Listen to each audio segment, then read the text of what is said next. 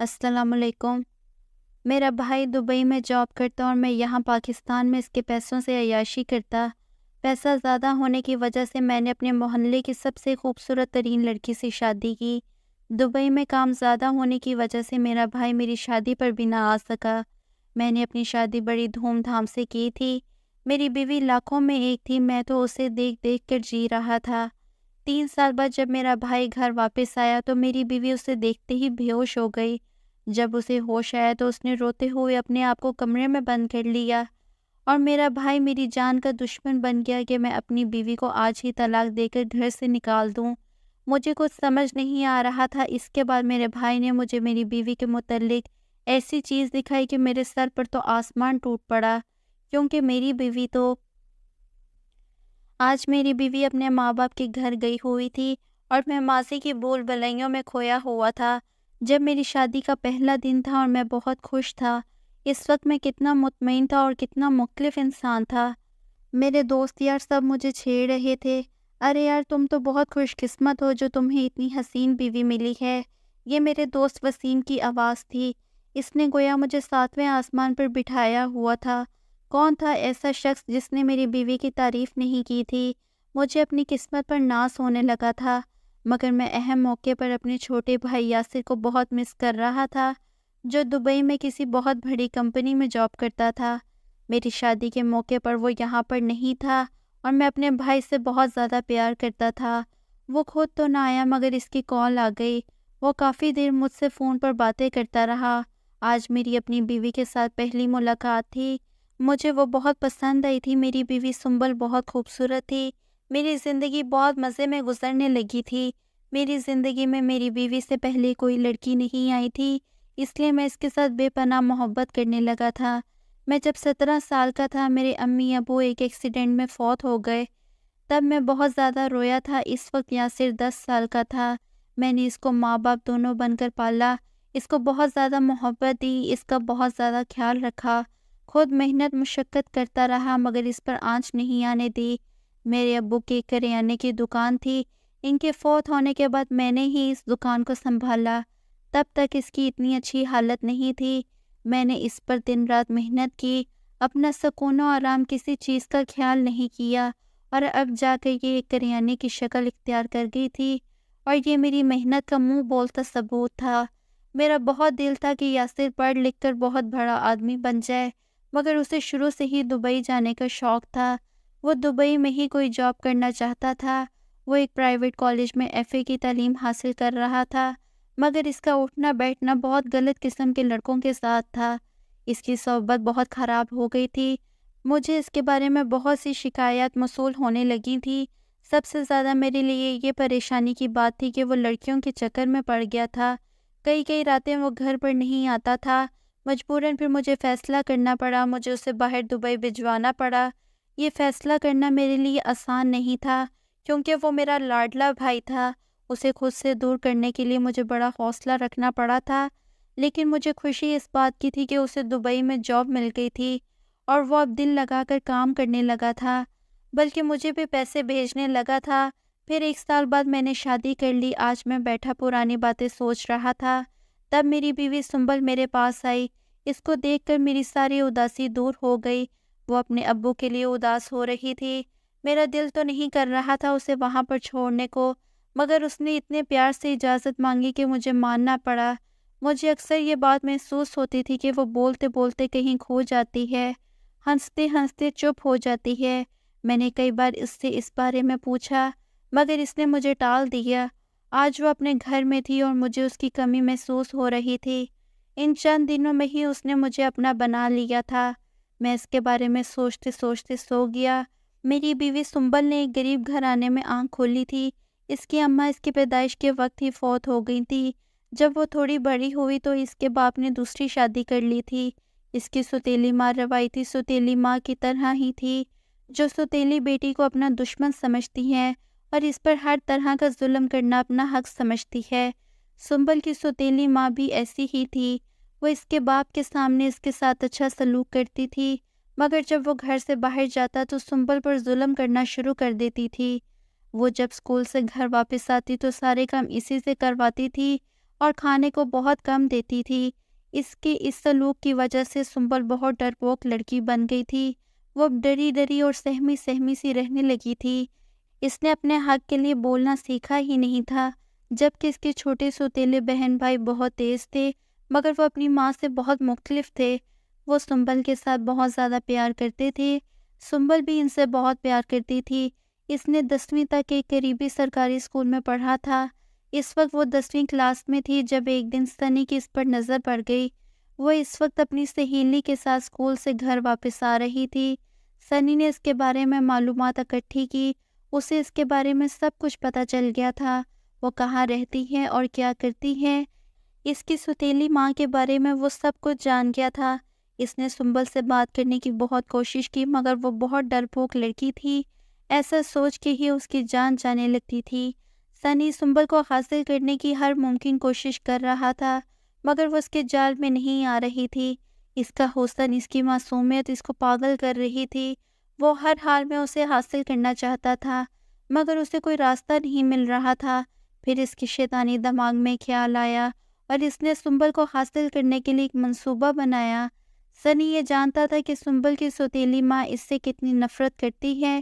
جب کوئی انسان کسی سے نفرت کرتا ہے تو ہر مرحلے سے گزر جاتا ہے، اسے اچھے برے کی تمیز بھی ختم ہو جاتی ہے۔ وہ ہر حال میں اپنے مقابل کو ہرا دینا چاہتا ہے، چاہے اس کام کے لیے اسے کسی کی نظروں میں گرنا ہی کیوں نہ پڑے۔ یہی سنبل کی سوتیلی ماں کے ساتھ ہوا تھا۔ سنی نے اسے پیسوں کا لالچ دے کر اپنی بات منوا لی تھی، مگر اس نے اس کی سوتیلی ماں سے بھی ایک بات چھپائی تھی۔ اس نے کہا تھا کہ سنبل سے شادی کے بعد وہ 6 ماہ تک اسی گھر میں رہے گا اور وہ اس کے بدلے میں سنبل کی سوتیلی ماں کو بہت سے پیسے دے گا۔ سنبل کی ماں بھی سنی کی ہر بات مانتی گئی اور سنبل کا اس کے ساتھ نکاح کرنے پر راضی ہو گئی، اور اس بات پر بھی راضی ہو گئی تھی کہ وہ کچھ عرصہ انہی کے گھر میں رہے گا۔ سنی نے اسے کہا تھا کہ اس کے گھر والے ابھی مان نہیں رہے، یا وہ مان جائیں گے تو وہ سنبل کو لے جائے گا۔ سنبل ابھی شادی نہیں کرنا چاہتی تھی۔ جب اس کو سنی کے بارے میں پتہ چلا تو وہ مزید خوفزدہ ہو گئی۔ اسے اس شخص سے بہت ڈر لگتا تھا، مگر سوتیلی ماں نے ڈرا دھمکا کر اسے راضی کر لیا تھا۔ اس نے جب اپنے باپ سے بات کی تو انہوں نے کہا، بیٹا تمہاری ماں نے یہ فیصلہ سوچ سمجھ کر ہی کیا ہے۔ وہ ان لوگوں کو جانتی ہے، سنی کے گھر والے بہت اچھے ہیں۔ اس کے ابو کو نہ جانے سنی میں کیا پسند آ گیا تھا کہ وہ بھی اس شادی کے لیے مان گئے تھے۔ اس نے بھی خاموشی سے ان کے آگے سر جھکا دیا تھا۔ اس کا سادگی کے ساتھ نکاح ہوا تھا اور وہ رخصت ہو کر اسی گھر کے ایک کمرے میں آ گئی تھی۔ سنی کا رویہ اس کے ساتھ نارمل ہی تھا، وہ اسے گھمانے پھرانے بھی لے کر جاتا تھا اور اس کی ہر ممکن بات بھی مانتا تھا، مگر سنبل اس شادی سے خوش نہیں تھی۔ اسے سنی کا رویہ الجھن میں ڈال دیتا تھا، اور وہ جب بھی سنی سے اس کے گھر والوں کے بارے میں پوچھتی تو وہ ٹال دیتا تھا۔ جب سنبل سنی کے گھر چلنے کی بات کرتی تو وہ بات کو گھما پھرا دیتا تھا۔ وہ تو ویسے بھی باتوں کے ہیر پھیر میں ماہر تھا، اور یہ کام تو اس نے باقاعدہ پلاننگ کے ساتھ کیا تھا۔ ان کی شادی کو 5 مہینے ہو گئے تھے۔ سنی کبھی کبھی رات کو یہاں پر رکتا اور کبھی کبھی کتنے دن نہیں آتا تھا۔ سنبل اس سے پوچھتی تو پہلے پہل تو ٹال مٹول سے کام لیتا رہتا تھا، مگر اس کے بعد وہ غصہ کرنے لگا تھا۔ وہ جب بھی گھر چلنے کی بات کرتی تو وہ غصے سے جھڑک کر رکھ دیتا تھا۔ اب وہ سنبل پر ہاتھ بھی اٹھانے لگا تھا۔ وہ ڈری سہمی سی لڑکی اور بھی خوفزدہ رہنے لگی تھی۔ وہ بالکل مرجھا کر رہ گئی تھی، نہ جانے اس کی تقدیر ایسی کیوں تھی۔ اب تو اس کی سوتیلی ماں بھی دل جلانے لگی تھی۔ وہ اس سے پوچھتی کہ تمہارا شوہر تمہیں کب یہاں سے لے کر جائے گا، مگر اس بیچاری کے پاس اس بات کا کوئی جواب نہیں تھا۔ وہ محض خاموش ہو کر رہ جاتی تھی اور آنسو پیتی رہتی تھی۔ سنبل کی ماں جب بھی سنی سے بات کرتی تو وہ اسے کچھ پیسے دے کر اس کا منہ بند کر دیتا۔ اس دن وہ سنبل کے پاس آیا تھا۔ پوری رات وہ خوش گپیوں میں مصروف رہا۔ آج وہ پچھلے دنوں کی نسبت بہت خوش لگ رہا تھا اور اس کے ساتھ بہت اچھے طریقے سے پیش آ رہا تھا۔ وہ خوشگوار خیالوں میں کھو کر سوئی تھی۔ وہ پگلی یہ سمجھ رہی تھی کہ اس کی زندگی میں خوشیاں آنے والی ہیں اور اس کی زندگی سے اندھیرے چھٹنے والے ہیں، مگر یہ وہ کہاں جانتی تھی کہ اب اس کی زندگی میں تاریکی آنے والی ہے۔ بہاریں تو جیسے روٹھ گئی ہیں، خوشیاں دور چلی گئی ہیں۔ اگلے دن جب وہ سو کر اٹھی تو خلاف معمول سنی وہاں پر موجود نہیں تھا۔ اس کی تکیے کے نیچے ایک کاغذ پڑا ہوا تھا۔ اس نے وہ کاغذ کھولا تو اس پر جیسے قیامت ٹوٹ پڑی۔ کیونکہ وہ طلاق نامہ تھا۔ سنی نے اس کو طلاق دے دی تھی، بغیر کسی قصور کے، بغیر کسی وجہ کے اس کو سزا سنا دی گئی تھی۔ سنی نے اس میں صاف صاف لکھا تھا کہ وہ اسے پسند کرنے لگا تھا اور اسے حاصل کرنا چاہتا تھا، مگر جب اس نے دیکھا کہ یہ اس کی باتوں میں نہیں آ رہی تھی تو اس کو نکا کر ڈھونگ کرنا پڑا، اور مزید یہ کہ اب وہ سنبل سے کوئی تعلق نہیں رکھنا چاہتا اور اسے ڈھونڈنے کی کوشش نہیں کی جائے۔ سنبل تو جیسے سکتے میں آ گئی تھی، یہاں پر تھا بھی کون جو اسے ڈھونڈنے کے لیے جاتا؟ اس کے پاس نہ اس کا کوئی ایڈریس تھا اور نہ ہی خاندان کا اتا پتہ، نکاح نامہ بھی اس کے پاس تھا، ان کے پاس اس کے خلاف کوئی ثبوت ہی نہیں تھا۔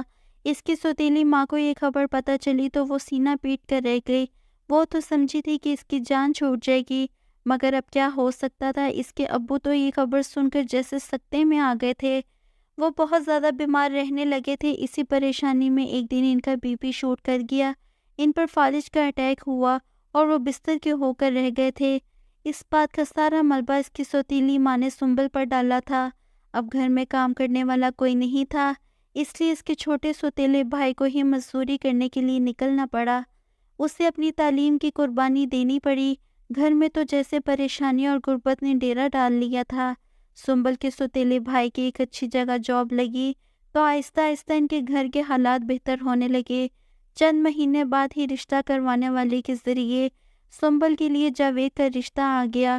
اس بار بھی اس کی سوتیلی ماں نے چھان بین کروانے کی کوشش نہیں کی تھی اور جاوید کے رشتے کے لیے ہاں کر دی تھی۔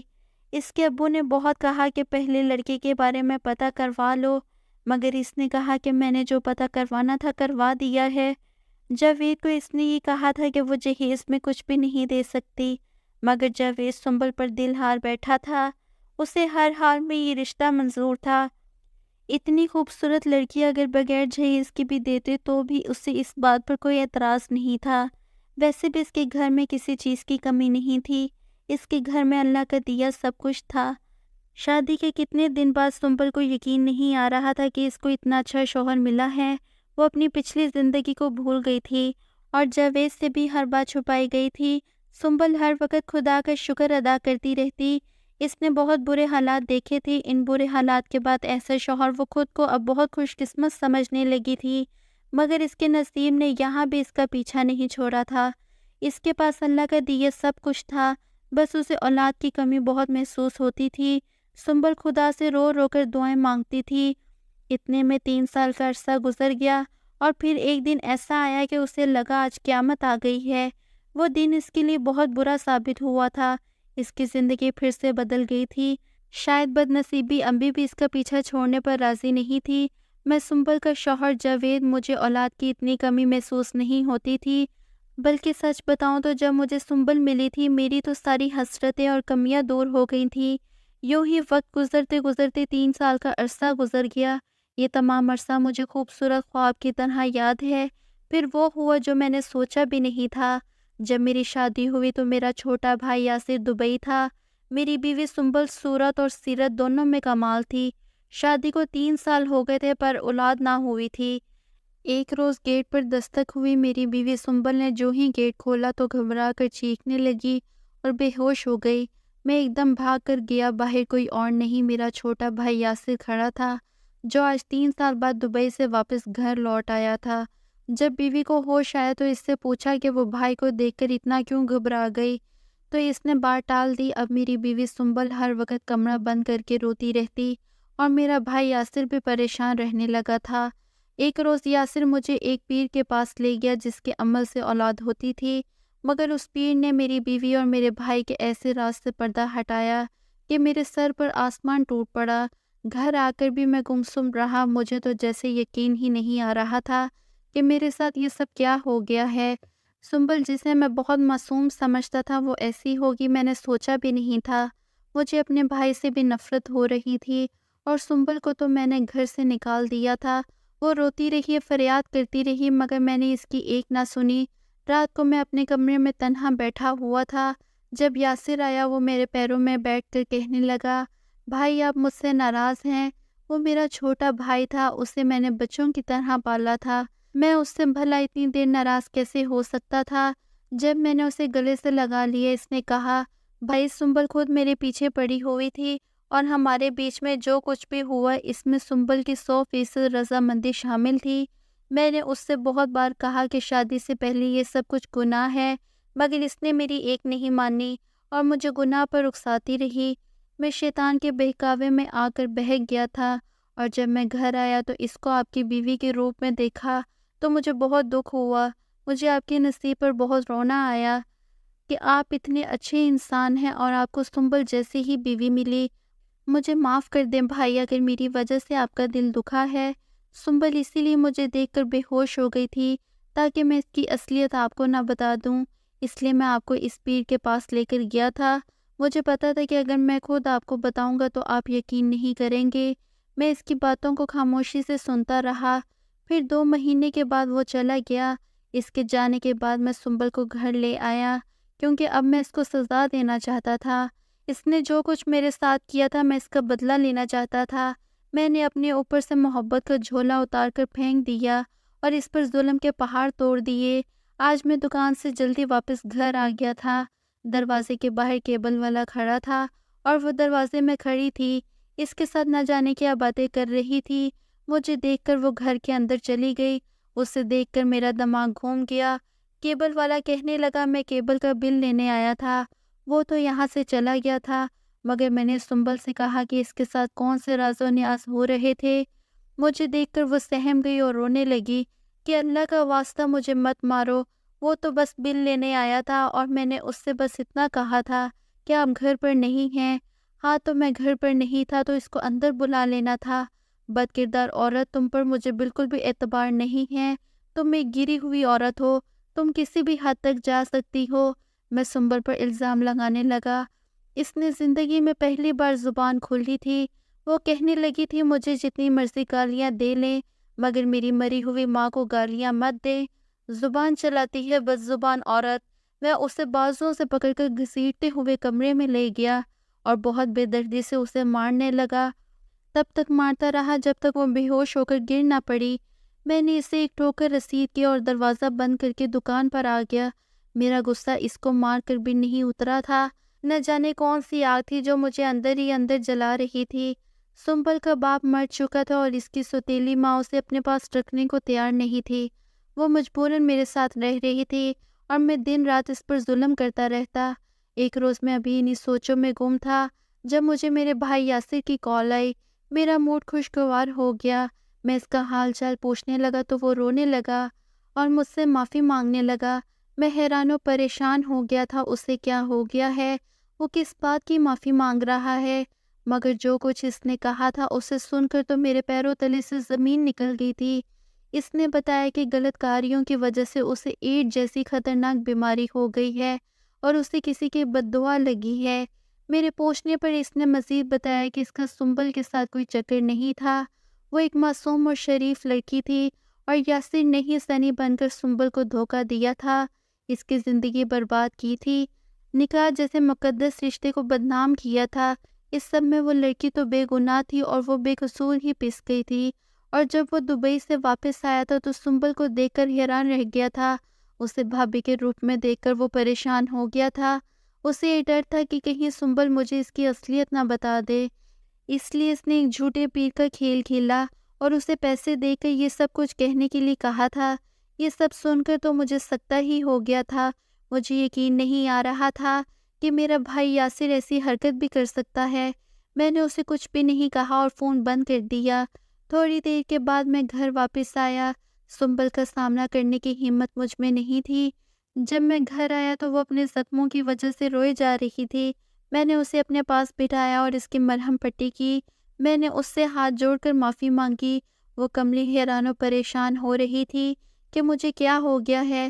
میں نے اسے ساری حقیقت بتا کر اس سے معافی مانگ لی تھی اور اب میں نے خود سے وعدہ کر لیا تھا کہ میں اسے کوئی تکلیف نہیں دوں گا۔